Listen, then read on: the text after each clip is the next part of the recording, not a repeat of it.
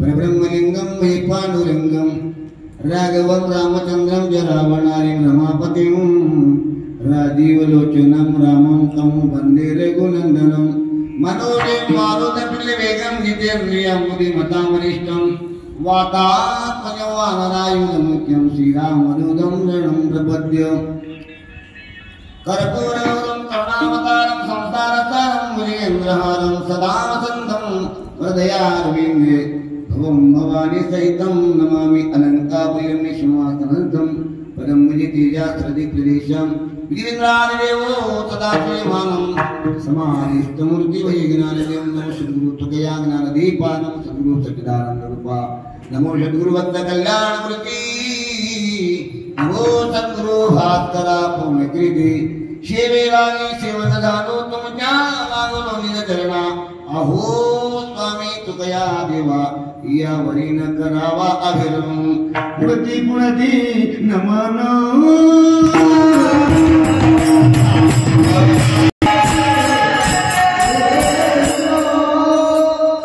पुणती पुणती नमन पुणती पुणती नमन गारोनिया गोंडांगण बोलावा विठ्ठल पाहावा विठ्ठल करावा विठ्ठल जीवावे येणे तुझे मना झाल्यावरी परत माघारी घेत नाही ప్రస్తుతం కీర్తన కొరకు తీసుకున్నటువంటి మహాన్ భగవద్భక్తుడు దేవమన్న సంతమన్న జగత్మన్న అయినటువంటి జగద్గురు తుకారామ గారి ఉపదేశ ప్రకటనల నాలుచనల అవంగం కీర్తన కొరకు తీసుకుబడుతున్నది అవంగములో తుకారామ గారు బోధిస్తా ఉన్నారు ఏమని బోధిస్తా ఉన్నారు అనగా మూడు విషయాలు ఇక్కడ చెప్పాడు అనగా నోటి నుంచి పరమాత్మని నామమే పలుకు పరమాత్మని కంటి నుంచి పరమాత్మనే చూడు ఏది చేసినా పరమాత్మ కొరకు చేయి మొదటి చరణంలో సాధనాలు ఉన్నాయి మూడవ ఉన్నటువంటి చరణంలో ఫలాలు ఉన్నాయి సాధనాలు మూడు ఫలాలు మూడు సాధనాలు ఏది అనగా ఒకటోది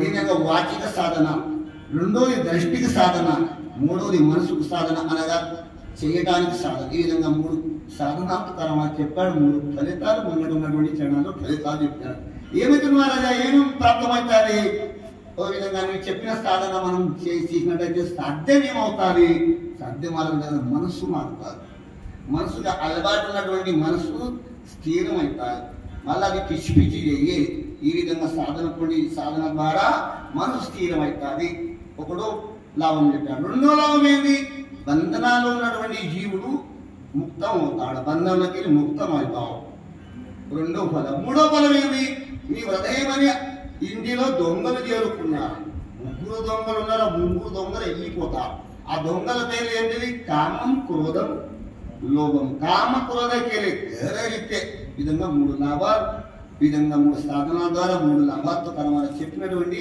ఉపదేశ పట్టణ గల అవంగం కీర్తిశివ కొరకు తీసుకోబడుతున్నది వారి ప్రారంభానికి జగత్పాలకుడు బ్రహ్మాండ నాయకుడు సర్వజీవపుష్పుడు పరాత్పరుడు నిర్గుణ నిరాకార స్వరూపుడు భక్తుల కొరకు అనంతావతారాలు ధరించినటువంటి ఆ పరమాత్మ పాండుముని పాద సాష్టాంగ నమస్కారం చేసుకుంటూ లోక కళ్యాణం కొరకు అవతరించినటువంటి సకల సంత మాతల పాదాలపైన సాష్టాంగ నమస్కారం చేసుకుంటూ మరి ఇక్కడ ఉన్నటువంటి మహారాజు మండలి గాయనాచార్యులు మృదంగాచార్యులు కార్యకర్తలు అధ్యక్షులు పూజారులు సేవాదారులు సమస్త శ్రోతే భక్తులు చిన్నలు పెద్దలు ఇక్కడ ఉన్నోడు కింద దూరం ఉన్నోడు ఇంకా రాబట్టిలు అందరికీ పేరు పేరున నమస్కారం నిన్న చనిపోయినటువంటి వాళ్ళకి నమస్కారం రేపు కొంతమంది వస్తారు అనుకుంటాను వాళ్ళకి నమస్కారం అందరికీ ఈ యొక్క భగవత్ కార్యక్రమంలో పాల్గొన్నటువంటి వారికి పేరు పేరున అందరికీ నమస్కారం చేసుకుంటూ అభంగ భావాన్ని మతి ఉన్న కాడికి సమయం ఉన్న కాడికి అభంగ భావాన్ని చూసే ప్రయత్నం చేద్దాం నా ఒక్కరితో చూసే ప్రయత్నం కాదు మనం అందరం అభంగ భావాన్ని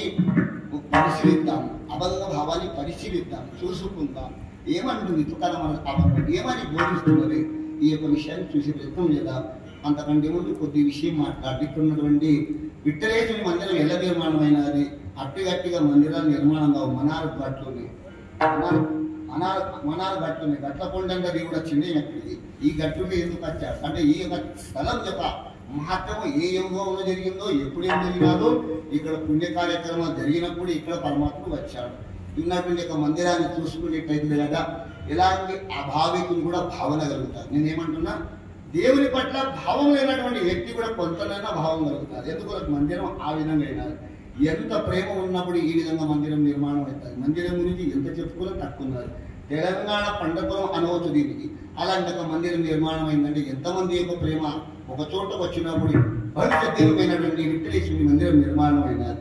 పండపురానికి పోలేకపోయారు. అలాంటి వాళ్ళకు దర్శనం వేయడానికి పండుగ ఇక్కడికి వచ్చారు. నేను ఇట్లా అనుకుంటున్నాను. ఎందుకంటే దేవుడా, చాలా మంది మొత్తం మాత్రం చాత కాదు, మన ఇంటికాడ ఏమీ లేదు, మా పిల్లలు దూరి అంటే పరమాత్మ కదా వాళ్ళ దర్శనం ఇవ్వడానికి ఇక్కడ వచ్చింది అనుకుంటున్నాను. నేను పరమాత్మ నిజంగా పరమాత్మ వడ్డీగా ప్రకటన కాడు. అలాంటి కొత్త పండుగ ఇక్కడ ప్రకటన అయ్యాడు. దాని గురించి విస్తారంగా చెప్పుకుంటూ పోతే అభంగ భావం కొద్దిగా చూసే ప్రయత్నం ఉన్నది. అందుకని ఇక్కడ సమయం తీసుకోకుండా ఇంకా కొన్ని విషయాలు చెప్పాలి.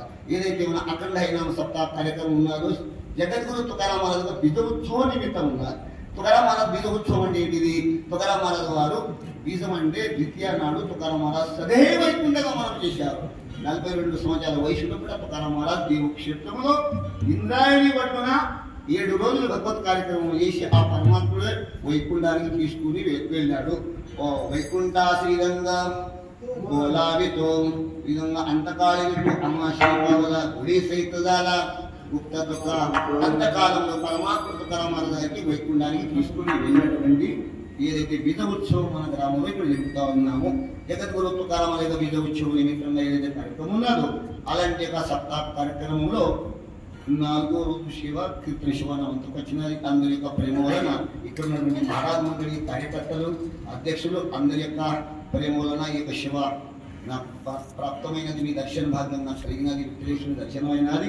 ఇదంతా కూడా దీనికి నాకు ఆ పరమాత్మ దర్శనం, మీ అందరి దర్శనం కలగడానికి మీరే నా పైన పెద్ద ఉపకారం ఉందని చెప్పుకుంటూ, మరి విధంగా ఏదైతే తుకారాం మహారాజు గారి సదైవైకుండగా మనం ఉన్నదో ఎన్ని సంవత్సరాలు తుకారాం మహారాజు సదైవైకుండగా మనం చేసి అనగా 375 సంవత్సరాలు. 375 సంవత్సరాలకు అమృత మహోత్సవ పర్వకాలం అంటారు. 75 సంఖ్యకు అమృత మహోత్సవం అంటారు. 12 సంవత్సరాలకు తపస్సు అంటారు. 25 సంవత్సరాలకు రౌప్య ముహూర్తం అంటారు. 50 సంవత్సరాలకు సువర్ణ ముహూర్తం అంటారు. 75 సంవత్సరాలకు అమృత ముహూర్తం పర్వకాలం అంటారు. అలాంటి తుకారాం మహారాజు గారు ఈ యొక్క 375వ అమృత ముహూర్త పర్వకాలంలో ఈ యొక్క అఖండ హరినామ సప్తాహ కార్యక్రమం జరుగుతూ ఉన్నది. అలాంటి తుకారాం మహారాజు అక్కడ మహారాష్ట్ర అయినటువంటి పుణ్యభూమిలో అవతరించాడు. దేవుని క్షేత్రంలో కనకాయి అనే అమ్మ కడుపులో తుకారాం అవతారం. తుకారాం అమ్మ పేరు కనకాబాయి, ఆయన పేరు బోలోబా, తాత పేరు కానబా, ముత్తాత పేరు శంకర్. ఈ శంకర్ ఈ తండ్రి పేరు పలాజీ తండ్రి పేరు ఇంట్లో తండ్రి పేరు హరి తండ్రి పేరు విశ్వంబర. ఈ విధంగా శుద్ధమైనటువంటి శుద్ధ విధాపోటి మరి రసాలకు ఒకటి శుద్ధమైనటువంటి వంశంలో తుకారాం మహారాజు అవతారం తీసుకున్నాడు. అలాంటి తుకారాం మహారాజు గురించి కొద్దిగా వర్ణన చేయాలి. ఎందుకంటే తుకారాం మహారాజు బీజ ఉత్సవం ఉంది కదా, వాళ్ళ వంశ పరంపర చూడాలి. వాళ్ళ పెద్దల పేరు కూడా మనం తీసుకోవాలి, పెద్దల పేరు మనం పలకాలి, మనం వినాలి. చెవుల ద్వారా ఆ మహాత్ముల పేరు మనం వింటే ఎంతో పుణ్యం ఉన్నది, పాపం పరిహారం అవుతారు. అలాంటి తుకారాం మహారాజు గారు ఆ 3 అన్నదమ్ములు. ఆ తుకారాం మహారాజు దాని పేరు సావులి, నిజంగా ఆయన పేరు శివ. ఇక్కడ ఎప్పటికీ ఉంటాడో ఆయన పెద్దమయ్యా ఎప్పుడు పోతే ఆయన ఉంటాడే. ఇట్లా విధంగా తుకారాం మహారాజు వెంబడి 14 మంది తాళకాలు అంటే పెద్ద కళాకారులు లేకుండే, కానీ తుకారాం మహారాజు చాలా ప్రేమ ఉండే. అలాంటి 14 మంది తాళకాలు ఎవరప్ప అంటే ఆబాజీ పొందకుండా. ఎందుకంటే బాబా మాలా చాలా పేరు చెప్తున్నబ్బా, మా పేరు రావు అంటే నా విలువ ఉంటుంది. ఇప్పుడు ఈ పేరు నేను మెల్లగా చెప్పిన అంటే సగం పేరు మీరు నోటెడ్ చేసుకుంటారు, మరొక పేరు అంటే మొత్తం నోటెడ్ చేసుకుంటారు. నాకు ఎవరు కూడా అందువల్ల ఎంత తొందరగా నేను చెప్తాను ఉండని విషయం. అలాంటి తుకారాం మహారాజు గారు సదైవైకుండగా మనం చేసినటువంటి మహానుభావుడు. లోక కళ్యాణం కొరకు 5,51,00,000 అభంగాలు రాశారు తుకారాం మహారాజు. గాథా రూపంలో 4,092 అభంగాలు ఉన్నాయి. ఆ 92 అభంగాలు ఉన్నటువంటి అభంగం మనం తీసుకున్నటువంటి ఉపదేశ ప్రకటనలో గల అభంగం. ఉపదేశం చేస్తాము. ఉపదేశం అంటే ఏంటిది? చెప్పడం. దారి తెలియనటువంటి వారికి దారి చెప్పడం, తెలివి లేనటువంటికి తెలివి ఇవ్వడం. ఎటువతున్నారా ఇంటన్నాడు ఇట్లా తెలివి ఉండడం మంచిగా అవుతుంది. దీనికి ఉపదేశం అంటారు, బోధ అంటారు. ఈ విధంగా శిక్షణ ఇవ్వడం కూడా అంటారు. అలాంటి తుకారాం మహారాజు సమాజానికి బోధించడం యొక్క అభంగం. బోధ ఎవరు చేస్తే వినాలి, ఎవరు చేస్తే వినకూడదు. ఎవరు చేస్తే వినాలి? ఇతరులు చెప్తే ఎవరో మాట ఏం చెప్పినా వినకూడదంట. 4 దోషాల్లో కూడా ఏదో ఒక దోషం ఉంటుందంట మంది దగ్గర. సంతులు చెప్పినటువంటి వాక్యాలు తప్పకుండా పాటించాలంట. నాలాంటి వాళ్ళు చెప్తే వినకూడదు. నాలాంటి వాళ్ళు చెప్తే వినకూడదు. ఎందుకరకు నా చెప్పుట్లో కూడా ఏదో ఒక దోషం ఉంటుంది. ఏ దోషాలు ఉంటాయి? దోషాల పేర్లు చెప్తా. ఒక దోషం ఏంటి? అనగా బ్రహ్మదోషం. బ్రహ్మదోషం ఏంటి అంటారు? చీకట రావడం ఒక తాడు పడ్డది, రమణ కట్టబడతారు, పాము లేదు మామూలు తాడు పడ్డది. ఆ రామాయణ కూడా పిచ్చుడే, ఇవి పిచ్చుడే. చెప్పే తాతరం ఆయన మాట ఏంటేమైతే ఆయన కట్టెదేని కూడా దబ్బున పడ్డాడు రామనాడు. ఏమై ఈ పామ అంటే మన చెప్పుట్లో కూడా భ్రమ సంతమాత్మ చెప్పేటువంటి శబ్దాల్లో కూడా భ్రమ ఉండేది. వాళ్ళు కరెక్ట్గా ఉన్నట్టుగా చెప్తారు సంతులు.